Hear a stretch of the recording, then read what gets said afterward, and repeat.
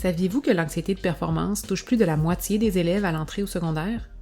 C'est ce que révèle une étude réalisée par Isabelle Plante, Annie Dubois et Frédéric Gay en collaboration avec des partenaires issus des milieux scolaires et impliquant 1355 élèves de première secondaire. Mais qu'est-ce que l'anxiété de performance? Contrairement à d'autres formes d'anxiété, l'anxiété de performance n'est pas considérée comme un trouble de santé mentale qui s'accompagne d'un diagnostic médical. Il s'agit plutôt d'un état lié aux situations d'évaluation, en particulier à celles qui sont perçues comme étant menaçantes. Les exposés oraux et les examens sont de bons exemples de situations qui peuvent générer de l'anxiété de performance. Cette forme d'anxiété combine à la fois une peur de l'échec, un sentiment de menace à l'ego et des préoccupations accrues entourant la performance. L'anxiété de performance se traduit par 3 grands types de symptômes.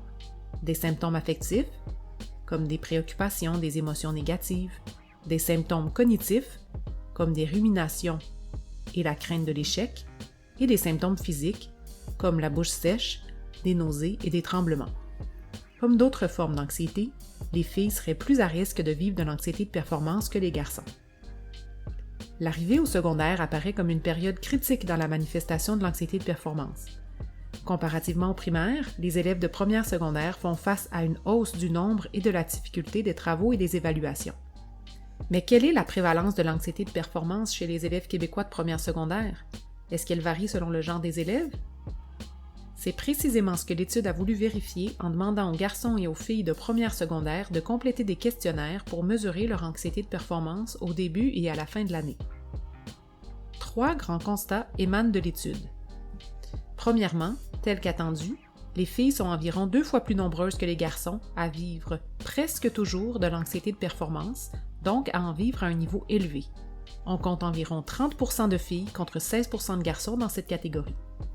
Par contre, les garçons sont tout de même nombreux à vivre de l'anxiété de performance, mais à un niveau moins élevé.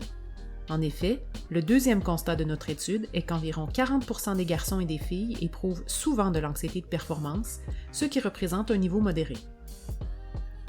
Troisièmement, le niveau d'anxiété de performance varie peu entre le début et la fin de la première année du secondaire, autant pour les filles que pour les garçons. Considérant ces constats, comment limiter l'anxiété de performance chez nos jeunes? 3 recommandations ont été émises par l'équipe de recherche. La première recommandation est d'outiller les élèves pour la gestion du stress et de l'anxiété. Pour ce faire, les enseignants peuvent aborder explicitement en classe ces problématiques et leurs effets psychologiques et cognitifs. Ils peuvent aussi inciter les élèves à se détendre avant les évaluations, par exemple en réalisant des exercices de relaxation ou en faisant du sport. La deuxième recommandation est de fournir aux élèves des occasions de pratique des épreuves d'évaluation. En effet, le fait de connaître le contexte et le type d'évaluation réduit la perception de nouveauté et d'imprévisibilité qui peuvent augmenter l'anxiété de performance des élèves. La troisième recommandation est d'offrir un contexte de classe qui diminue la pression de performance et la comparaison sociale entre les élèves.